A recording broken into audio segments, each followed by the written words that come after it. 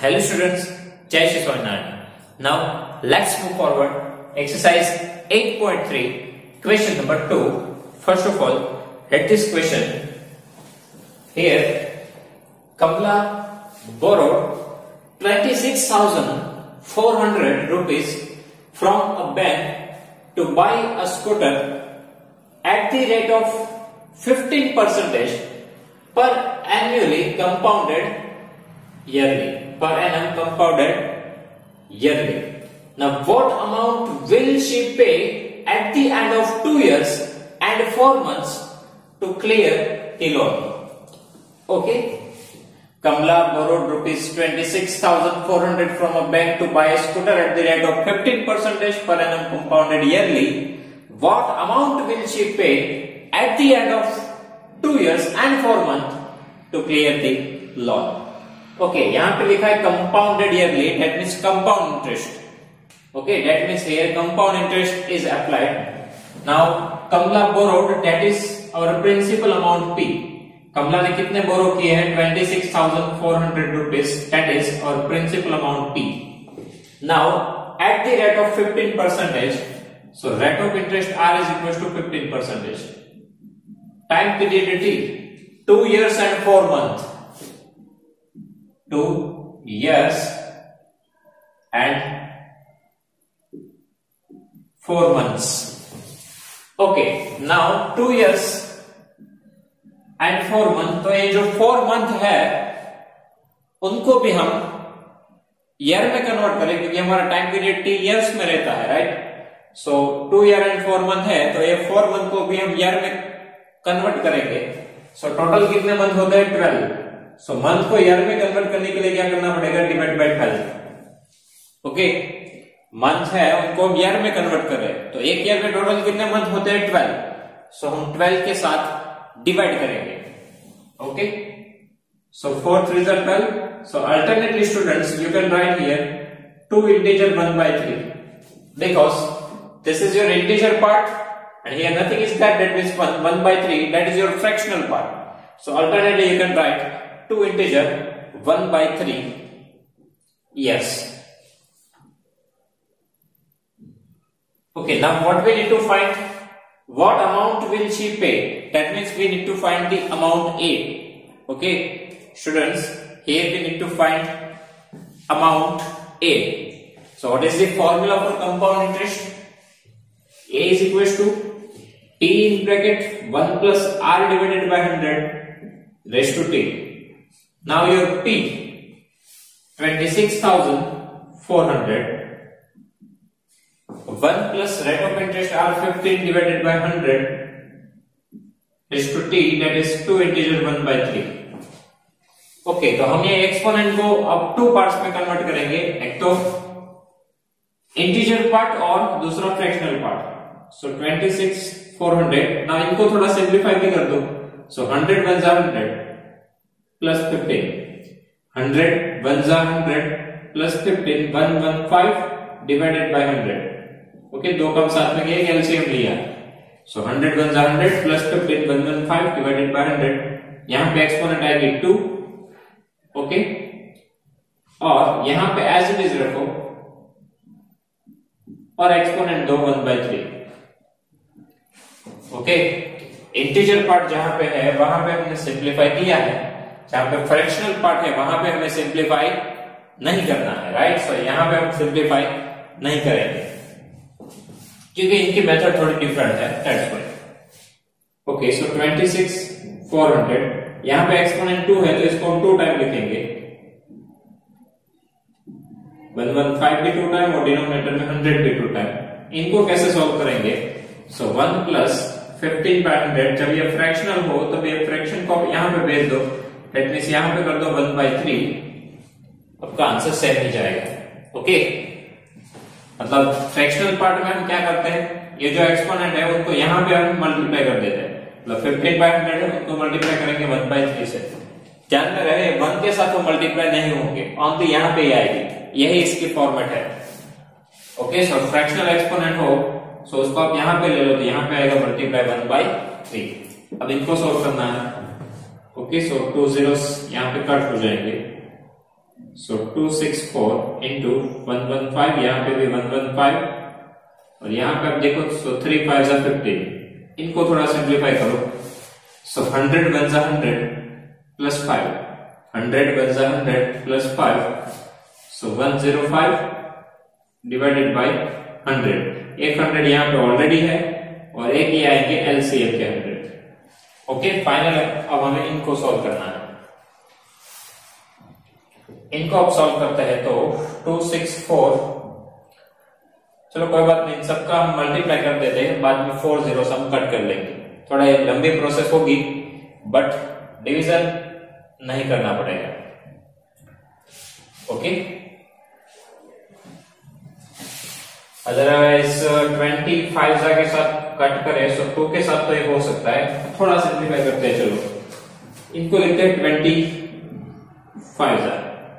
5 के साथ ये 115 कट होंगे क्योंकि 23 5 होता है 115। ओके, नाउ ये 20 की जगह पे हम लिख सकते हैं 10 इंटू 2। ओके, अदरवाइज 5 के साथ करें तो सॉरी 4 5 लेते हैं यदि तो 4 के साथ क्या इसका हो सकता है 4 8 24, यस हो सकता है। तो यहाँ पे लिखते हैं 5 4 20। अब 4 को यहाँ पे कट करो सो 6 4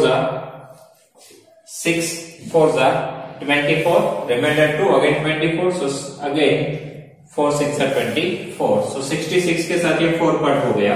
अगेन इस 5 को भी आप यहाँ पे कट कर सकते हो 23 के साथ। ओके, नाउ 66 यहाँ पे हम थोड़ा और सिंप्लीफाई करें सो अगेन 20 इंटू 5, सो 5 के साथ ये 21 से कट हो जाएंगे 20 यानी कि 10 इंटू 2, सो 2 तो यहाँ पे कट हो सकते हैं 33 के साथ। ओके, अब न्यूमरेटर में हम देखें तो हमारे पास है 23 है 21 है और 33 है। डिवाइड ओनली 10, डिवीजन में है ओनली 10। अब इन सब का मल्टीप्लाई करते हैं सो 23 का स्क्वायर होता है 529। ओके, इनको मल्टीप्लाई करते हैं 21 इंटू 33। ठीक है, 21 इंटू 33 करना है सो 33 यानी कि 11 3 है 21 3 है 63, 11 के साथ मल्टीप्लाई करेंगे सो 693, सो 693 और 529 को फाइनली आप मल्टीप्लाई करो तो न्यूमरेटर का आंसर आएगा। ओके, यहां पे 5 3 15, 9 5 45 plus 1 46, 6 5 30 plus 4 34। Now here 3 2 6, 9 2 18, remainder 1, 6 2 12 plus 1 30, and here 9 3 27, 9 9 81 plus 2 83, 9 6 54 plus 8 62, so 7 here 3 9, 5 plus 2 7, 8 15, remainder 1. Now 6 plus 1 7 plus 3 10 plus 6 16, remainder 1, 4 plus 1 5 plus 1 6 and 3. Okay, so here 3 6 6 5 9 7। Okay, इनको divide by 10 करेंगे सो एक digit हमें यहां से cut करना है तो हमारा आंसर आएगा 36,659.7 रुपीस। ओके, तो यहां पे हमारा आंसर आएगा 36,659.7 rupees. Okay, so once again I repeat the process. First of all, principal amount P is given to us, rate of interest R is given to us, time period T is given to us. Okay, now amount A, P in bracket 1 plus R divided by 100 raised to T, यहाँ पे 2 years and 4 month है तो 4 month को year में convert करो। Year में convert करने के लिए डिवाइड बाय 12 क्योंकि एक ईयर में 12 मंथ होते हैं। ओके, इन दोनों का होगा एडिशन तो ये ईयर में कन्वर्ट हो जाएंगे। सो यहाँ पे कुछ नहीं तो 1/3, इनको मिक्स फ्रैक्शन में डायरेक्ट लिख सकते हो, 2 integer 1/3 3 years, otherwise as it is आप रखो तो भी यहाँ पे काम आने ही वाला है। ओके, नाउ यहाँ पे देखो, यहाँ पे एक्सपोनेंट पुट करेंगे, इंटीजर पार्ट अलग, फ्रैक्शनल पार्ट अलग। तो जहां पे हमने इंटीजर पार्ट लिखा है वहां पे हमने सिंप्लीफाई किया है, यहाँ पे नहीं किया है। क्यों? क्योंकि इसका सिंप्लीफिकेशन थोड़ा डिफरेंट वे से होता है। ये एक्सपोनेंट 1/3 है वो यहाँ पे मल्टीप्लाई हो जाती है, ये सेकंड जो टर्म होता है उसके साथ। ओके, इनको हम सॉल्व करेंगे तो उनका आएगा 105/100 और इनका स्क्वायर किया सो 115 divide by 100, 115 divided by 100। Okay, यहाँ पे थोड़ा सिंप्लीफाई किया, 100 की जगह 25 आ। ओके, 5 into 23 115 होते हैं, तो यहाँ पे आएंगे 23। 20 की जगह पे 5 4 जा, 4 यहाँ पे कट हो गया 66 के साथ। 5 अगेन 115 डिवाइड बाय 5 करोगे तो आएगा 23। ओके, यहाँ पे भी 25 जा, 5 के 21 into 5 105 होते हैं, सो 21 के साथ कट। 20 की जगह पे लिखा 10 2 जा और 2 को यहाँ पे कट किया 66 के साथ, तो वो आया 23। इन सब का मल्टीप्लाई, सो 23 into 23 वो हमें पता हो कि 23 का स्क्वायर 529 होता है। 21 into 33 वो हमने यहाँ पे किया, तो 33 की जगह पे 11 3 जा, सो 21 3 जा 63। फिर multiplication with 11, it's very easy right. कैसे कर सकते हैं? 3 यहाँ पे लिखो, 6 यहाँ पे लिखो, बीच में दोनों का एडिशन, तो मल्टीप्लाई 11 के साथ हो गया 693। फाइनली हमने इन दोनों को मल्टीप्लाई किया तो हमारा आंसर आया 366597 और एक डिजिट हमें कट करना था क्योंकि डिनोमिनेटर में एक बार 10 है। ओके, तो ये आएगा हमारा final answer. Okay students, now this is our rough work, so we can drop this.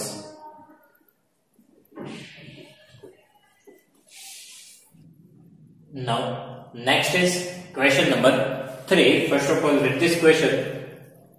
Fabina borrows rupees 12,500 at 12% per annum for 3 years at simple interest, and Radha borrows the same amount for the same time period at 12% per annum compounded annually. Who pays more interest and by how much? Okay, Fabina borrows rupees 12,000 at 12% per annum for 3 years at simple interest. मतलब कि फेबिना ने जो पैसे लिए वो simple interest पे लिए हैं, okay, and Radha borrows the same amount for the same time period at 12% per annum compounded annually. Compounded annually means compound interest पे लिए है। तो फेबिना ने सिंपल इंटरेस्ट पे लिए है, राधा ने compound interest. Who pays more interest and by how much? किसने ज्यादा इंटरेस्ट पे किया है और कितना ज्यादा, वो हमें फाइंड करना है। ओके, सो दोनों के लिए हम इंटरेस्ट फाइंड करेंगे, दोनों के लिए हम इंटरेस्ट फाइंड करेंगे और वहां से डिसाइड करेंगे कि किसने ज्यादा पे किया है और कितना। ओके, सो सबसे पहले हम कैलकुलेशन करते हैं फेबिना के लिए। Okay, so for Febina, Febina borrows rupees 12,500। Borrows यानी कि प्रिंसिपल अमाउंट डी, कि कितने लिए हैं 12,500 rupees at 12%, that means rate of interest are 12% for 3 years, that means time period 3 years. Okay, now we can find the simple interest by using the formula SI, simple interest PRT divided by 100. Now principal amount P, that is 12,500 into rate of interest R 12% into time period T 3 years divided by 100.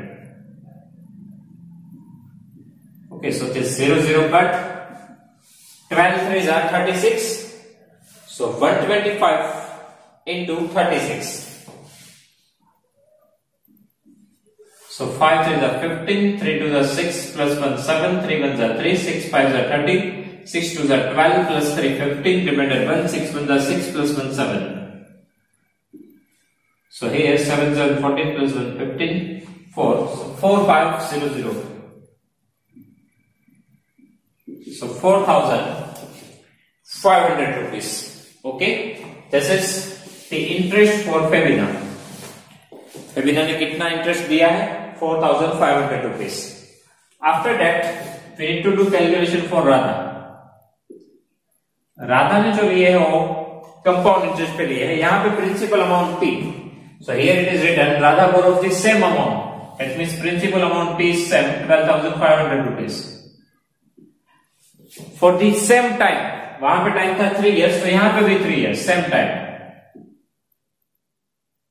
At 10%, so R is equal to 10%. यहाँ पे rate of interest different, इनका ज्यादा है उनका कम. Okay, और इन्होंने लिए है कंपाउंड इंटरेस्ट पे, कंपाउंडेड एन्युअली. एन्युअली है तो कोई इश्यू नहीं है. ओके, इनके लिए हम कंपाउंड इंटरेस्ट फाइंड करते हैं. तो सबसे पहले हमें अमाउंट ए फाइंड करना पड़ेगा. After that we can find compound interest C I. So here amount A is equal to P in bracket 1 plus R divided by 100 raised to T. This is the formula, right? Now principal amount P 12,500, 1 plus R, rate of interest R 10%, so 10 divided by 100 raised to T 3 years. Okay, 110 cancel, so 12,500. इनका हम LCM ले लेते हैं. So 10 1 जा 10 plus 1. Okay, LCM 10 1 जा 10 plus 1 11 divided by 10 raised to 3. Okay, so now 12500 into 11 by 10 into 11 by 10 into 11 by 10. Total 3 time हम लिखेंगे क्योंकि एक्सपोनेंट है 3. ओके, यहां से एक 0 कैंसिल. नाउ ऊपर वाले जो भी नंबर्स है उनका मल्टीप्लिकेशन करो और डिवाइड बाय 10 है, सो एक डिजिट कट करेंगे. ओके, 11 11 जा 1 to 1, 1 to 1 into 11 1331. ओके, तो 11 का क्यूब आ गया 1331. मतलब 3 टाइम आप 11 मल्टीप्लाई करोगे तो आंसर आएगा 1331. उनको हमें मल्टीप्लाई करना है 125 के साथ. So multiply 125. सो 133100 again 2 1 2 3 2 6 3 2 6 2 1 2. Now 5 1 5 5 3 15 5 3 15 plus 1 16 1 5 1 5 plus 1 6. So now 5 7 12 plus 1 3 1 remainder 6 plus 3 9 plus 10 plus 6 16 1 remainder 3 plus 1 4 plus 2 6 और here 1. ओके, और हमें एक डिजिट कट भी करना है. So 1667.5 एक डिजिट डेसिमल पॉइंट आगे चलाएगा. ओके, ये है अमाउंट ए 16,637.5. ओके, ये हमारा आया अमाउंट ए. अभी इंटरेस्ट फाइंड करना बाकी. ओके, एसआई का फॉर्मूला यूज करो तो डायरेक्ट इंटरेस्ट मिलता है, यहां से अमाउंट ए मिलता है. अभी हम यहां से कंपाउंड इंटरेस्ट फाइंड करेंगे. तो सीआई का फॉर्मूला क्या है? A minus P, right? Compound interest कैसे फाइंड कर सकते हैं? Based on A. So formula है ए माइनस पी. सो हमारा ए कितना आया? 16637.5 minus 12500. Okay, so 37.5 here 1. Now 16 minus 12 4. So 4137.5 rupees. Okay, 4137.5 rupees. तो देखो यहाँ पे 4500, यहाँ पे 4137.5. तो किससे ज्यादा पे किया है? फेबिना ने, राइट? ऐसा नहीं सोचना कि कंपाउंड इंटरेस्ट है तो ज्यादा ही आएगा. यहाँ पे डिफरेंस आया. क्यों डिफरेंस आया? क्योंकि रेट ऑफ इंटरेस्ट इनका 12 है और इनका 10 है, डिफरेंट है इसलिए. ये भी सेम होता तो कंपाउंड इंटरेस्ट का आंसर ज्यादा आता. ओके, तो यहाँ पे हमें लिखना है, सबसे पहले डिफरेंस फाइंड कर लो कि दोनों में डिफरेंस कितना है. ओके, तो ज्यादा कौन आया है? ऐसा है, ऐसा माइनस सी है. So 4500 minus 4137.5 माइनस करते हैं. So 9 minus 7 2, 9 minus 3 6, 4 minus 1 3, 362.5 rupees. ये डिफरेंस आया. So यहां पे लिख दो, Febina pays 362.5 rupees more interest than Radha. तो फेबिना ने ज्यादा पे किए हैं. कितने ज्यादा पे किए हैं? 362.5 रुपीज किससे? राधा से। तो Febina pays 362.5 rupees more interest than Radha. Okay, तो ऐसे केसेस में क्या करेंगे? फेबिना के लिए सिंपल इंटरेस्ट का फॉर्मूला यूज करेंगे, राधा के लिए कंपाउंड इंटरेस्ट का फॉर्मूला यूज करेंगे, वहां से सीए फाइंड करेंगे और कंपेयर करेंगे कि किसने ज्यादा पे किए और कितने। Okay, and student question number 4 is similar type question. उसमें भी हमें सिंपल इंटरेस्ट फाइंड करना है और कंपाउंड इंटरेस्ट फाइंड करना है और डिफरेंस निकालना है। Okay, so question number 4 same ही है, सो वो आपके लिए होमवर्क है, आप सेल्फ प्रैक्टिस करो। And if you have any doubt, so please write down in comment section, I will give you the answer. Thank you.